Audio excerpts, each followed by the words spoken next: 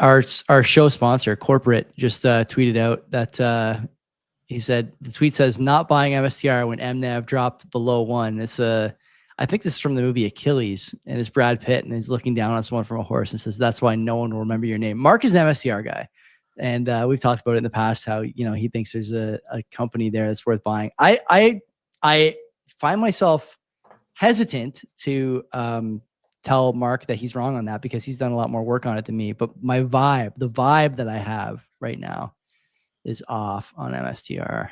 The good news is whatever gains you make out of it, you are going to have a 100% access to it. I can, they're not going to give you the runaround when you ask for your money to be sent somewhere that they don't want it to be sent. They'll let you do whatever you want with your money. So no comment. Yeah. So let's talk about what's going on in the UK. Some really good stuff. And I got a few UK stories. It's UK centric, it seems. But anyways, number one, we have Justice Secretary David Lammy. And he's proposed some changes to the justice system in the UK. And they want to get UK, by the way, thinks the justice system is fluid. Fluid as the sexual preferences of a university-age female, and I don't understand why they think this all of a sudden, but it is pretty fucked up what's going on over there. And so they want to get rid of the jury trials for a lot of criminal cases. And the intention here is to get rid of the backlog. They have nearly 80,000 cases. And because of this, it's causing delays. Some suspects are waiting up to 2029 or even 2030 for a trial. And so this proposal, the jury trials would only be used for offenses with potential prison sentences that are going to be greater for 5 years. We're talking rape, we're talking murder, manslaughter, shit like that. So other offenses that won't be subjected to 5 years or more would be only going to a judge only sitting. And I told this to you, who appoints these judges, right? They're not voted in. It's somebody appoints them, and it might be a particular ideology that is going to be accompanying that judge. And if you have just one individual making the decision if somebody's guilty or innocent, or if they are guilty, what type of punishment is going to be handed down. I know that the jury doesn't figure out what type of punishment, but they're there to figure out if somebody's guilty or innocent. Yeah. Right? It's a trial of your peers. Yeah. Taking that out.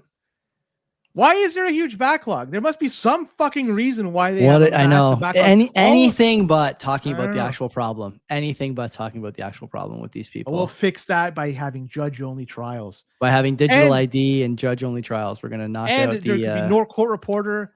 Nobody could see it. It's going to be done. It's like fucking North Korea style, right? It's unbelievable.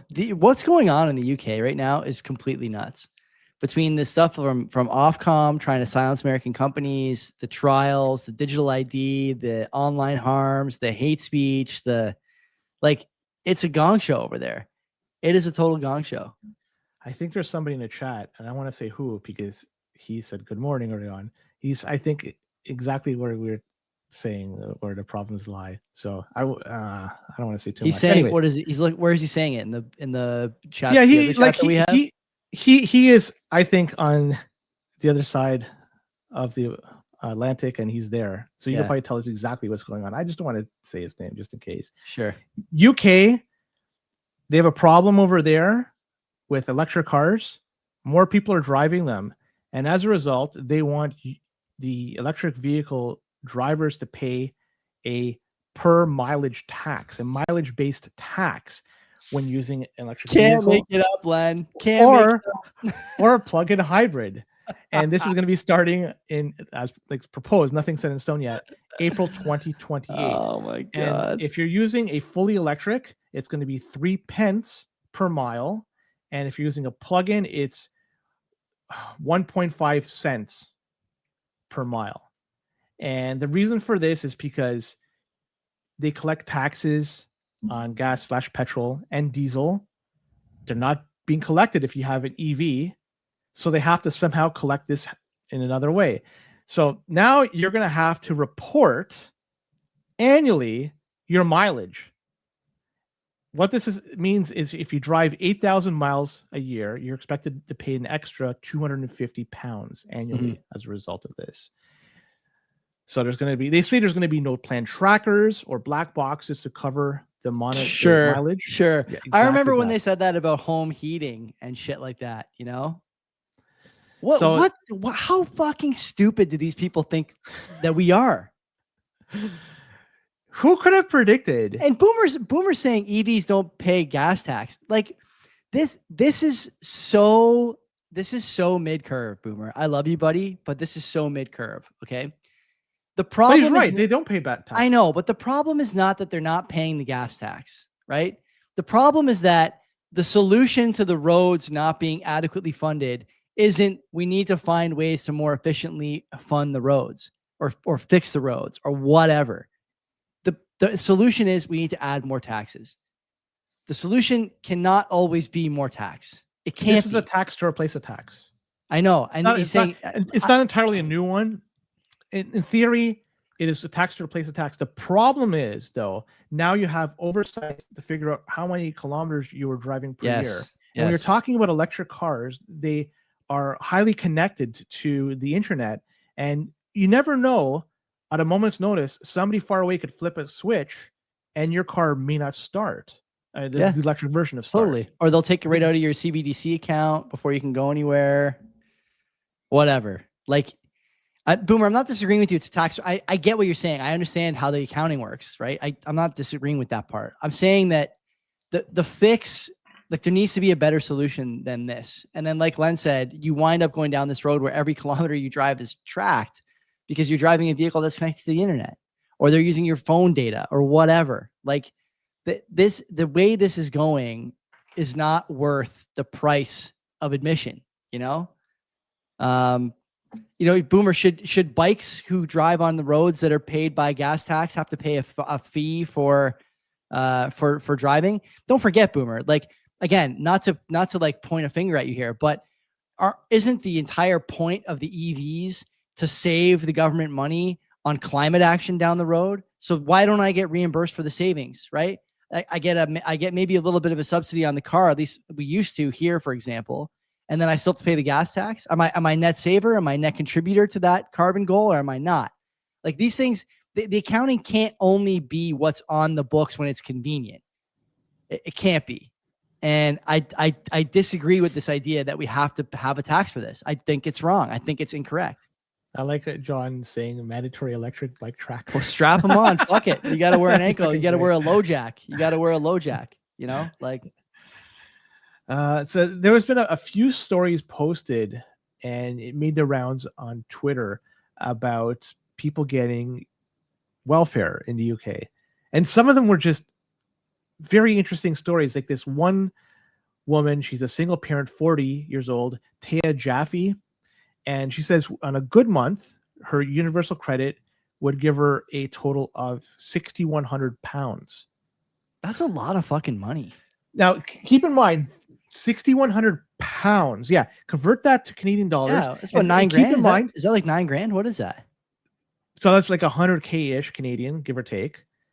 And on top of that, that is you're giving it. That's after tax. Yeah. Right. So how much would you have to have earned? They say somebody was saying you would need a salary of £135,000 to take home net £6,100. So 135,000, what is it, like 160, 170, 180 Canadian? Like where the fuck like that's a lot. And some people are, she's a single parent getting this. And there's a bunch of these stories that they're saying out there that this last budget that came out, it's going to be helping out a lot of people. Now, people are wondering, why do I have to go work when I could just simply not collect? They reward frivolous more. behavior. They reward frivolous sexual behavior, especially in women. I hate to say it, but this is the case all over the modern world. The father is being replaced by the government, and it's intentional, in my opinion. This is I am honestly becoming so far from PodConf approved with the comments I'm making these days. I just am so sick of obvious incentive problems all over social behavior, all over. I have a kid out of wedlock, baby daddy leaves, and I get 10,000 Canadian a month. You know, what is the number you gave there? 6,300 or something pounds. Like that. How does that make sense? What is the incentive for that woman what is the incentive for any woman really to make a guy put a condom on, stop getting fucked every weekend at bars, and have a proper nuclear family. What is the fix for that? You know, what do we expect the behavior to look like if we incentivize it? I feel sorry for people that are there working. People have been crunching numbers, and a lot of people are leaving the UK for neighboring countries. Peter And they're doing McCormick, your this- favorite guy, Len, did a very good episode on exactly this. The way that things are going in the UK between earners and takers. It's quite good. And it's true based on what I see. I don't live there. I don't have all the data, but just based on what I'm digesting, it's looking pretty grim over there. And there's going to be a wealth tax that's coming out, and that's what's fueling a lot of people to leave now before it comes into play. Yeah. And there are people like that are working in IT, for instance. They have the ability to work remotely. They're just picking up and going to a country that has more favorable tax laws, and they're still continuing to work where they are. So they're not going to have to pay that wealth tax as a result. That's fucked up. I feel bad for the people over there. If you're working and you're stuck, you're subsidizing somebody's lifestyle so they can stay at home and watch their kids until they go to school, then maybe play Xbox. Like, I don't know what the fuck they do. I just don't know. It's bad. And what's also bad is the story that happened in DC. That's Lady Sarah Beckstrom, and she was one of the people guarding and got shot in the head. Did you see? Everyone saw this, right? 2 National Guards. Yeah. One was shot, and he survived. Yeah. She was shot in the head and didn't survive. And the funny thing, well, not really that funny. The thing that I find interesting is I didn't know this happened until these alt news story accounts were able to post this. It never showed up on my main feed from CNN or from. I mean, how could this possibly be, Len? You know, what characteristic about the story led the mainstream media to try and keep it quiet for as long as they could? Well, the guy that did the shooting is an Afghan refugee. Apparently, he was CIA trained when he was in Afghanistan. Not quite. Okay, correct me then. They worked with American agents in Afghanistan to help with some local missions. So they bring in locals to help with some of this stuff. And part of the program that brought him in was I can't remember, it was Operation Allied Freedom, maybe, or something like that, where they bring in people they worked with during the Afghanistan years, and they just bring them back to America to settle them or try to settle them. The problem, of course, is that, this is a place that has issues with, again, not to beat a dead horse here, but inbreeding, impulsive behavior, religious fanaticism. These things lead to problems like sudden outbursts of violence. It's not a mystery. And the U.S. government, the Democratic side of the floor will make the case that, well, this person helped us. We couldn't have seen this coming. If you dangle a cookie in front of a pit bull, it will sit and give you a paw and lie down. But the pit bull, after no cookies for a while, is going to turn back into a pit bull. And when that happens, you can't be surprised. And here we are.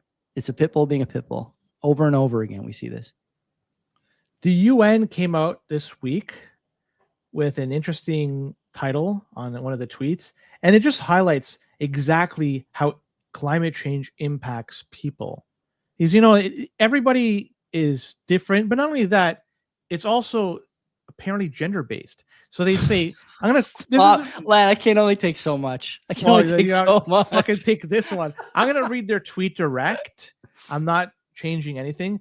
This is from the UN. Climate change is deepening inequalities and increasing the risk of gender-based violence for women and girls.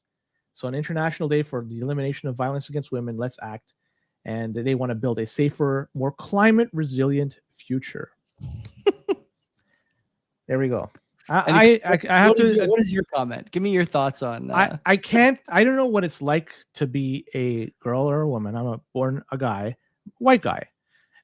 Climate change obviously didn't impact me to the same degree it did other people, because you know what? I'm privileged to not be impacted like that. So, it's just, according to this, I'm not impacted. So, or at least less. Maybe that's why I have this viewpoint on climate change and because I'm just, the white guy. You think it's a privilege? I don't know. I'm just saying I'm just a white guy. It did not impact me as much. When it rains, people, this gender-based violence goes through the roof, right? Like when it snows. I don't want to make light of this, but Oh God. what's the fucking connection between this? Like, you know, I don't know. My wife gets colder way faster than me, so the fireplace is on when it's cold out more than if it was just me at home. Is that what they mean? Is driving up my heating costs? I don't know. Yeah, I don't know. I have a clue. Anyways, let's go to notable north. Sure. Unless you want to talk about Doge, it looks like they made this. Nah, I don't care. It's a write off for me. It's over. This thing has never been. This whole government democracy fiat experiment is over. It is so over everywhere in the world. It's all gonna happen at once. It's gonna be a fucking fireworks. Hopefully, we both make it out alive. That's all I'll say. I've had a good ride. Like, you know, whatever happened going forward, I want to be in a place where I can sprint again. I started running a bit on my leg a few weeks ago. I'm ahead of schedule, by the way, as always. And I want to be able to sprint. So I need like another probably month before things really hit the fan.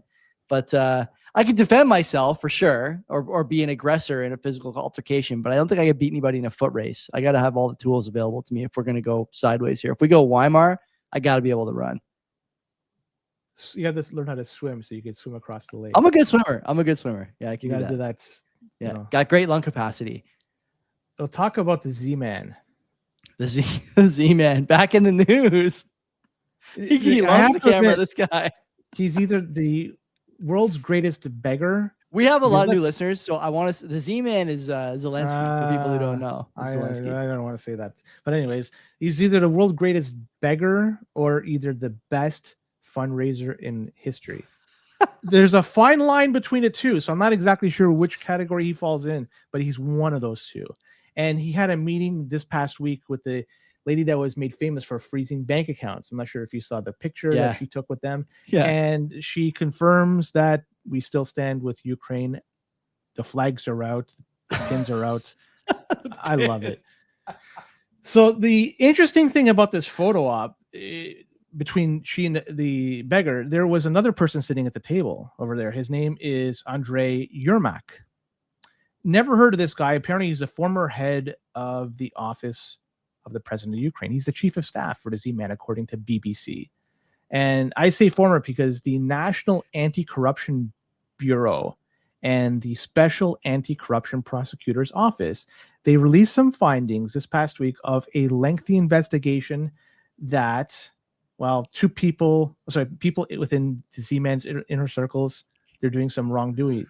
So senior figures, including 2 ministers, a former deputy prime minister, and one-time business partner of Zelensky, were accused of siphoning off 100 mil from public projects in the energy sector. A cool 100 mil. And by the way, that's not Ukrainian money, just so we're clear here. Mm-hmm. Yeah. That's 100 million. So he got the axe. I'm talking about Andrei Yermak. And he was sitting at the table with the Twitcher. She was there, he was there, and the Z-Man was there. These were people who are there, right? I want to know, the timing of this is interesting. Who the fuck vets this stuff? Right? You got these are same people, by the way, who had the Nazi guy get a salute literal at the same Nazi. time. It's not also involving the Z-Man, right? So I'm not over again. It's one there's one thing to call somebody a Nazi because they're saying something which you might think, and that's wrong. But this individual is a fucking literal Nazi. Went to the House of Commons, got a standing ovation from everybody over there. I'm still amazed this stuff happens, Joey. Jihadi John has to make an appearance to get a standing ovation because he was relieving the weight on the infidel shoulders, right? He's got to get it next. I don't know how this stuff happens, but it does. It happens over and over. This clown, Yermak, he was pictured alongside the smiling elite, right? They were just, look at this, accused of siphoning off part of a crew of 100 mil, right? And we go on like nothing's happened. This goes in a news cycle. We don't hear a fucking peep about this. And I'm going to tell you something interesting. I learned it this week, and I'm shocked. I know the U.S. was doing this. I'm fucking shocked that Canada's doing this. I took this from the Canada.ca website. Since the beginning of 2022, Canada committed $6.5 billion in military assistance to Ukraine. They're helping out them until 2029. Some of the things they're helping out, Joey, winter clothing and gear. Think of all the people out there that are Freezing on the street. homeless, Yeah. jobless. They're getting nothing. They have to fend for themselves, sleep on subway grates to try to get a blast of hot air. We're sending winter clothing and gear. But not only that, Joey, I learned something else too. This is from international.gc.ca.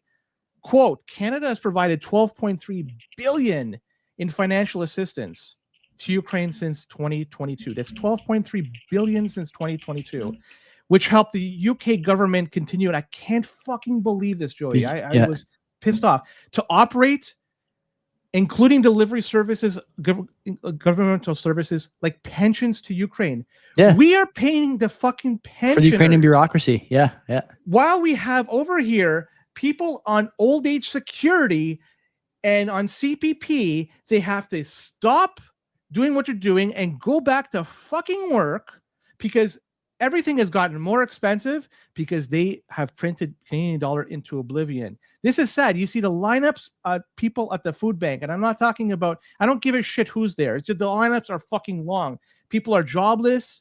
They are hopeless. They have lost their dignity, their savings, and we're sending fucking coats, winter coats. We're paying pensioners in the fucking another country in fucking Ukraine.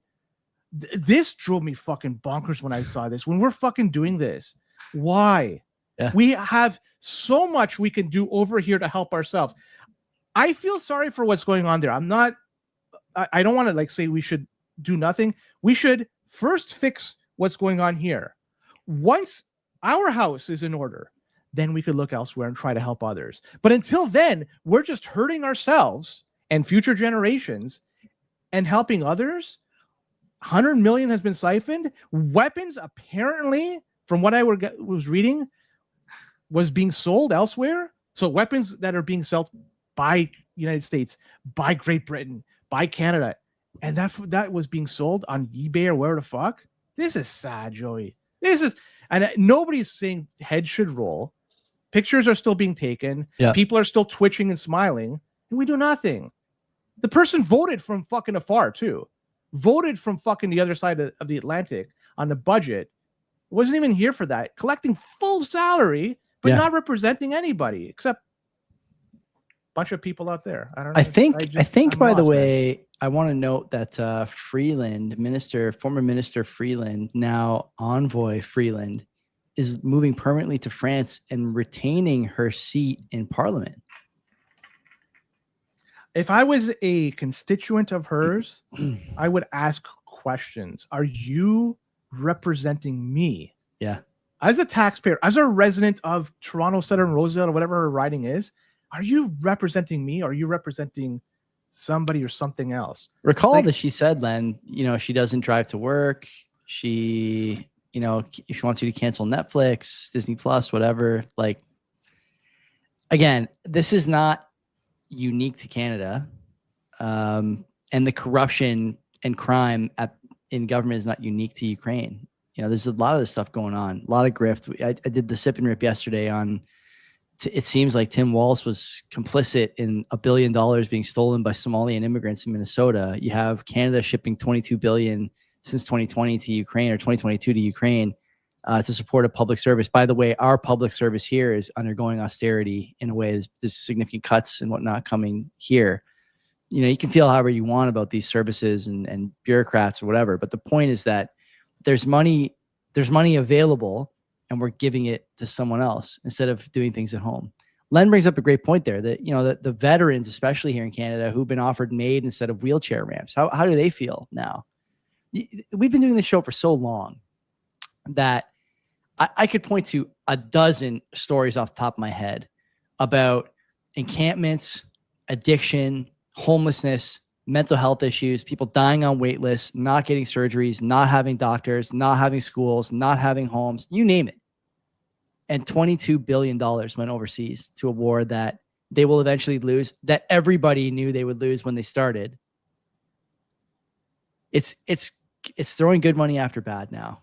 And I think there's not much we can do but point it out, and hopefully people understand that when they think they're voting for like A or B, or they're going to get changes in international war initiatives, you're just not going to get it. Like, I don't think we're an independent, we don't have a lot of agency on that front. And I don't think there's anything that the average Canadian can do about it except watch and pound their fist. Not even a thank you. Yeah, not even a thank you. Did you even say thank you? When was the last time you said thank you? So Boomer's saying we could turn it around. I wish I could share your optimism. Maybe we can, but just based on what I see, I don't think you're going to have the people there that are going to be able to want to turn it around. I think it's going to be status quo, or at least a variation of the status quo. That's just going to make those more wealthy at the expense of others. It's brutal. It's brutal. Yeah, I feel I'm just appalled at what's going on. But I think it's a good time to just wrap up this segment and go to the Hamilton versus Brampton man segment. Sure. Brought to you by 256 Heat. Do you have yours running? I do. It's actually during yesterday's show. I usually turn it down to fan speed 3 when we record because I'm afraid the mic will pick up at fan speed 5. Fan speed 5, it's fairly loud. But yesterday's Sip and Rip blend, I did live, so no post-processing on that, and it was running full speed because the power is cheap on the weekend, and you can't hear a damn thing. It is like really, really high-quality stuff coming out of 256 Heat. So if you haven't got one yet, think about getting one. If you're local, Southern Ontario, you could probably convince Twan to come do the install for you, which is sick. And if not, then you can work something out with him for shipping, though he doesn't love shipping stuff because it is a little bit of a process for him. So work with him. He'll sort you out, and definitely listen in a week or so when we have him on the program for the first time in a while. It'll be a good show. All right, let's talk about the Hamilton versus Brampton men segment. And this is where I have 2 stories. And I throw them off to Joey and see if he guess which of the 2 is the Hamilton, which is the Brampton man. And you too could play along at home. And we'll send out the home version in the next little while. Maybe it's a Christmas gift from us. Remember Wheel of Fortune and Jeopardy and stuff? Used to be like, play Jeopardy at home. The take home. Yeah, that's exactly what it's going to be like. Except it's going to be the VCR version for us. Yeah, yeah, like that game Nightmare from back in the day. Great. There's a million games that did on a fucking VCR. It would just be us talking. Okay, pause now. Which story do you think it is? Pause now. All right. This man broke into homes to take a nap, drink, and eat pizza. So this local man finally a man of culture on this program. This man broke into 2 homes on Monday, and police say he raided the fridge and he took a nap. The first break-in happened around 2:30 in the morning at a home, and according to the police, the man proceeded to make a pizza and drink a bunch of wine before taking a nap on the homeowner's bed. Nice. The homeowner got home at 7:30 a.m., quote-unquote removed the stranger from his bed and called the police. And somehow, undeterred after being kicked out of the home, finally just got kicked out when the police showed up. The man proceeded to break into another house after he saw a car leaving the driveway. And he grabbed the soda from the fridge and started chugging it in front of the TV, unaware that he was being watched by a 16-year-old girl who was still inside the house. She was smart enough to keep quiet and call the police. Officer arrived, and they arrested the man, who admitted he knew he was doing wrong. And the man does live in the area. He isn't homeless. And they took the man to the police station. And apparently he was tearing down drywall and ceiling tiles in his holding cell. So he was doing a number over there. And they say the motives, it remains a mystery. 26-year-old dude was charged with 2 counts of breaking and entering, 2 counts of theft under $5,000 and mischief under $5,000. That's story number 1. All right. So story number 2, we have a would-be porch pirate gets stuck in the snow following. Oh, this is going to be this is so easy. Yeah, all right. And a man is facing charges after he was caught allegedly stealing a package from a home on Monday and then got stuck in the snow as he was trying to flee the scene. And this happened at 2:40 p.m., so midday. And the video appeared on Reddit, and it shows a 33-year-old dude attempting to make off with a package before the homeowner's door swung open, and he was filming it, and he could be heard saying, "That's it. You're done." And so the suspect then hopped into the car, tried to flee the scene, but as he's backing up, he went up to a snowbank, got stuck. And he got out of the car to try to see what's going on, trying to remove the snow to make his car go, but it didn't work. Police eventually arrived, arrested the dude. 1 count of theft under fraud for $5,000 and under count of theft for another $5,000. So he was released on conditions, Beauty, and will appear in court at a later date. So there's your 2 stories. One is a Hamilton man, one is a Brampton man. So I actually know the Brampton man story you're talking about. I've seen this video. It's etched into my mind. This guy stealing a package and then trying to get out basically horizontally out of the guy's driveway. And he gets out of the car and with his hand tries Yeah. to get rid of the snow behind his back tire, all while the homeowner is filming him, I believe. Yeah, right? exactly that. Yeah. Incredible story. It's an Indian guy doing it, a Brampton man. And it is hysterical how funny it is watching that video. So I know this one already. The failed snow escapee is the Brampton man, and the Hamilton man is the guy who's ripping down drywall. Where was the Hamilton break-in? Do you know? You know, I this is just sheer luck because I asked for a story from a few years ago. Because last week I told you a story, you knew it right away because it's too recent. It was the story of the guy building on the park adjacent to his land. Yeah. So I decided, you know, I want to go back. Surprisingly, Joey, is Dundas, Ontario. Wow. They even name streets. I don't want to name them. Name them. I'll tell you. Name them. Then don't say anything about. I won't. So the first break-in happened at Janice Court. Yeah. And the second happened on Cameron Avenue. Yeah. Okay. I'll leave it at that. I don't want to say anything more. So yeah, 26-year-old dude. He's just high or what? He must have just been high. I don't know. And it was just by luck. Eat some stuff out of your fridge and rest in your bed. What the fuck is this? That is a pure Dundas break-in, by the way. That's about as much crime as you see around here. So there you go. Those are the two stories. And I hope you enjoyed this segment brought to you by 256heat.com. And keep in mind, we have for our Christmas episode, we're going to have a bunch of different stories. And I have accumulated a few different towns and cities. We'll do head-to-head. I'll share them probably a week or two from now, and then I'll give you your set, and I'll keep my set, and we'll go from there, Joey. When are we going to do the episode? Good question. So today, we should do it 22nd. We should just do it live without seeing the stories first. But somebody's going to have to see the stories. What do you mean? I'll see the ones that I give you. You'll see the ones that you give me, and that's it. We'll trade stories. Exactly that. Yeah. So you'll have 3 or 4. I'll have 3 or 4. Yeah, and that's the show. Yeah. The 22nd of December. That's the Monday before Christmas. We'll do it then. That's exactly 3 weeks from now. So probably on the 15th, 2 weeks from now, I'll share what's going head to head. If anybody has more suggestions, feel free to drop it in. Why? Wait a minute. I'm confused on this timeline. Why are we sharing in advance? The stories? So I'm going to give you a Brampton and Hamilton man. I have it. I'm sending it to you. Yeah. So I tell you 2 stories. Which is the Brampton Hamilton man? Just read them on the air. We'll just do it the same way we do it every week. And you're going to guess if... Yeah, fuck it. Yeah, why not? Exactly that. Exactly what you're saying. So I'm going to have stories for you. Yeah. And vice versa. You'll have stories for me, but from different towns. Yeah. Yeah. Oh, so you're going to talk about the towns the week before. It's going to be Surrey versus whatever. Vancouver versus whatever. Okay. Yeah. All right. Niagara Falls versus whatever. Windsor. Can't wait. There's a few. Can't wait. Okay. So, good night, everybody. God bless you all. We'll see you. I don't know. Sip and rip for sure. Maybe we'll do an interview this week. I don't know. I haven't decided yet. MSTR has got my attention now, so maybe I'll bring somebody on. What's this guy saying? Can I ask a question at the very end? You ask a question. What does he say? Can I ask a question? Thank you. Okay, go ahead. Yeah. All right. But it's delayed. Right? Well, I mean, we'll just wait to see. We gotta stay here and do something to like fucking educate. I'm not gonna tap dance, but there is a question in the chat here. Let's see what he says. I'm worried this is a bot. I'm worried this is a bot. Yeah, or he's gonna ask about a token. Coin. Yeah, it's gonna be about a shit coin. Or you know what? Ask about MSTR. I want to hear about that question. I would take an MSTR question. I don't know if he's. Should I invest? I don't know. Go right ahead. I don't know what he's saying. It is funny sometimes the bots that come into the chat. You guys can't see this. Sometimes there's bots in Twitch that don't make it to YouTube and Twitter bots. What if I bought some silver? That's a wrap, everyone. Good night. We will see you next week. Buy it all, buddy. Buy it all.